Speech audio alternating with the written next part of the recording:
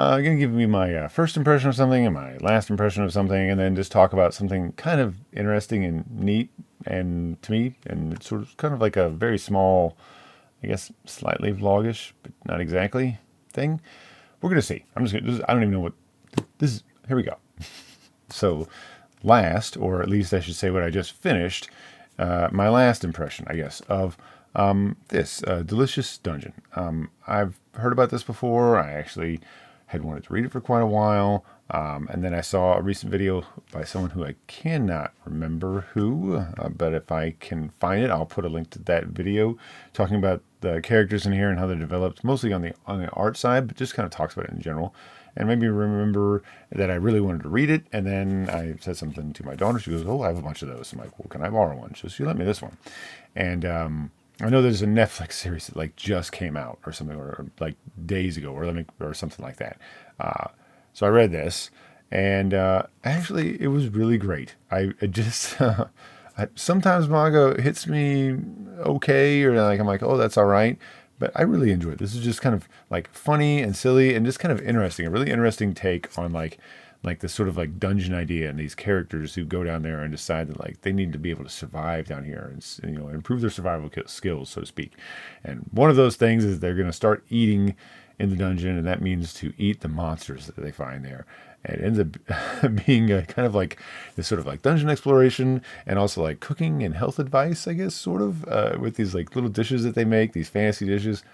It actually is something I just thought, oh, okay, whatever. But it ends up just being very charming and really a lot of fun. So I really would recommend, if it sounds interesting, to read Delicious Dungeon. I finished it today, and I thought I'll just talk about it today, and I did. It is yes. And then something I talked about in my review for Vermis and Vermis 2 was Unholy Grotto, and that came today. This looks really interesting. It's sort of like a fashion book for the world of Dark Souls, like a women's fashion book for the world of Dark Souls. But like not just like anybody, but like somebody who would wear armor, right? Like a player character, sort of. It's kind of like that, or like NPCs that you would meet in like a Dark Souls game. And the illustrations, the art, looks like those 3D models, and like the clothes sort of sit on them the way they do on 3D models, where sometimes like the clothes kind of sit up a little high, like it doesn't quite conform to their body precisely. It kind of looks like that, and I think that I'm certain that that's on purpose. And it offers a very unusual sort of thing. I've never seen a book quite like this before. I like it. I especially love this cover. I especially love all these different like images on the cover. I'll try and do the cover here a little bit of justice. Hopefully, the system the camera up. But and it talks about each one of these characters. It actually gives like some like sort of Dark Souls-esque sort of stats for them, so that you could use them in like an RPG. Although I don't know that you really have to be. I think you could enjoy this without that. And I just noticed that these illustrations on here are kind of like slightly embossed. That's kind of cool. And actually, this is a dust jacket too, I should say. This is kind of like a paper dust jacket. Can you see that? Yeah. So I don't know. It was not very expensive, honestly, for what it is, for a really high quality paper. I feel like, very good quality print. I'll show a little bit of the inside here. Let's try and find. I don't want to give away the book per se. Let's try and find something kind of like that works. Here we go. This is Lady Oral here. And so you can get a 2-page spread there to see. Yeah, hopefully that was enough. But it just sort of talks about the equipment that they carry, the armor set that they have. So you could use this in a game, but it also just has these little blurbs about them, and there's some text at the beginning, but I haven't read all of it yet. I haven't actually read all this. I've sort of just perused it, read maybe 20% of it. Just kind of browsing through it. It seems really, I like it. I don't know for sure that I'll bring it back on here and do a whole thing about it, but maybe I would. But if there's more of this that comes out, I think I would probably pick it up. I kind of dig it. It's pretty cool. It's kind of it's not something I've ever seen before. And I have this soft spot for like art books like that. So anyhow, there you go. And then the last thing that I want to bring up, and this is sort of, so bear with me a little bit here. So I finished Lefcadio Hearn's Japanese ghost stories and stuff. But I just kind of was thinking about that, how these, and sort of like as a precursor to that video I'm going to do on that book, the way that those stories by Lafcadio Hearn, those Japanese ghost stories, are traditional Japanese ghost stories that Lafcadio Hearn's wife read to him, and that that she would read it out loud to him, and he went and translated it and wrote these stories down in English and then published it.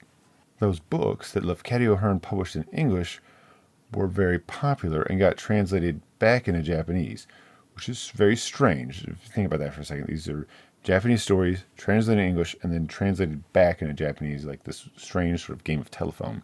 But like that idea, like a foreigner looking at another culture's like history and myths and then translating them into their language, and then that book being so well done and so popular that it gets translated back into that original native language, is just kind of got me thinking, like, what has this ever happened in reverse?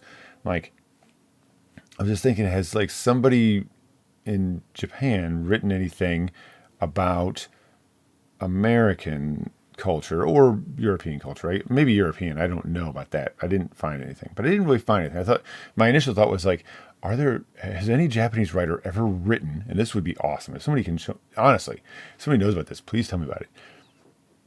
A Japanese writer that wrote an American Western and published it in Japanese that got translated back into English. Now, I know that a lot of samurai stories are kind of pseudo-Westerns, but, or even it could have been published in English, I guess.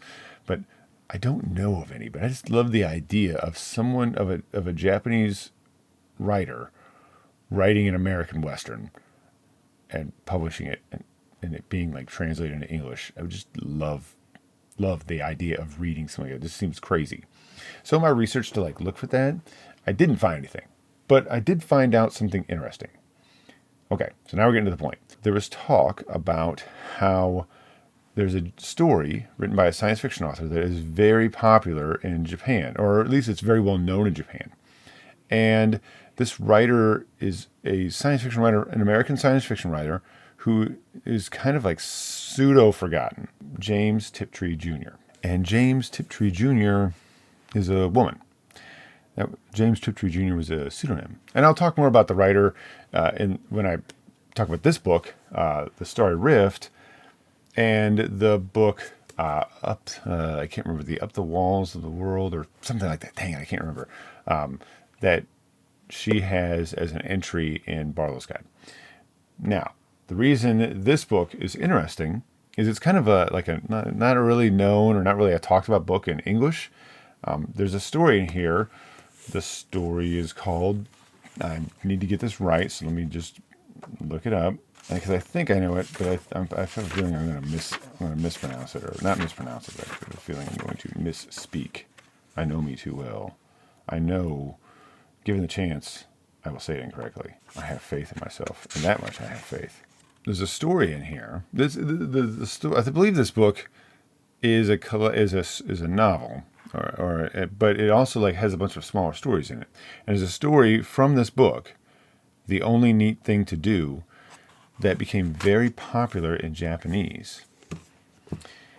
So popular that the phrase translated in Japanese, the only thing to do, or the only thing to do, or the neat thing to do is something like that, is like almost like a catchphrase or something. Not a catchphrase, that's not right, but like a phrase that people use, oh, you might say like, oh, you let the cat out of the bag or something like that. Like it like achieved that level of status from this story. And I believe this story, from what I read, this story was sort of an introduction for the Japanese into American and British science fiction, which is kind of crazy. It's a story that I've never really read, or probably you haven't, and maybe you've never heard of, but it became so popular that the title is like reused like a phrase, and in fact, it's used a lot and referenced a lot. One of the really big examples is that there's one of the final episodes of Evangelion is titled after this short story, and apparently it occurs a lot in manga and anime, and also just other references in general in Japan, and that is kind of cool and awesome. And I was like, this is so weird and neat. It's a story that in English we don't even talk about or think about, but it's like something that people in Japan like almost would just know off right, like offhand, would just like know that phrase. Maybe if they maybe have even read the story. I'm not certain exactly. Though I'm going to talk about all that in another video, and I'll link the article there. But I want to read this book, and I want to read the other book for Barlow's Guide that Tiptree has. And I'm excited to read that and talk about it and just sort of explore this idea. This is kind of something I really enjoy in reading, is to sort of find these little rabbit holes, so to speak, and kind of go down them. And I like literally was reading this. I think it was like 2 days before Christmas. I was like doing something. I was reading this article. I'm like, oh my goodness. I'm like, what book is this from? And I like looked it up. I'm like, well, here, okay. And then somebody's like, oh, you want, I liked it on eBay. And somebody's like, oh, and then they immediately sent me an offer. I'm like, oh, okay. So they like took like a little bit off the book. I'm like, I didn't expect that. I was just kind of going to remember it. And I'm like, I guess I'm buying it. So yeah, so it came, and I'm like, I'm kind of excited to read this. I'm kind of interested to sort of, to chase the white rabbit on this book and to see where this goes. Incidentally, the writers. That seems funny that I just said that unintentionally, because the writer, her first name, because James Tiptree is obviously a pseudonym, is actually Alice. So that's humorous. Anyways, thanks very much for watching. Very rambly, I know. If you watched it, really do appreciate it. Like and subscribe if you want to see more of this, or if you want to encourage me to not do more of this. I don't know. I'll just hit the like button a little differently, and then I'll get it. Thank you. I'm done here. I'm going to go do something else. I'm going to go goof off. This is a relaxing weekend, but I just really kind of wanted to do this now when it's fresh. So thanks for bearing with me. Bye.